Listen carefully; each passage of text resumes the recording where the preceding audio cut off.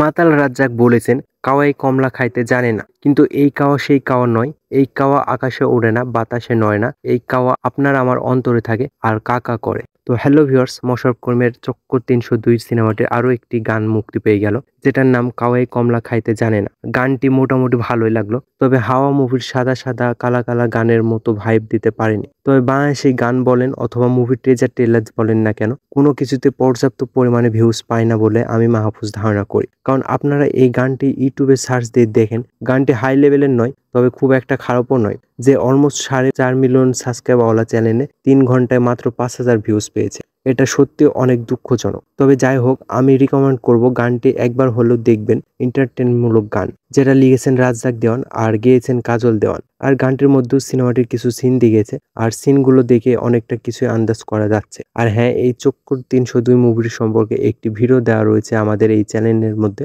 আপনারা চাইলে দেখে আসতে পারেন। তো ভিডিওটি এ পর্যন্তই, দেখা হচ্ছে নেক্সট ভিডিওতে। আর হ্যাঁ, সাবস্ক্রাইব করতে ভুলবেন না। ধন্যবাদ।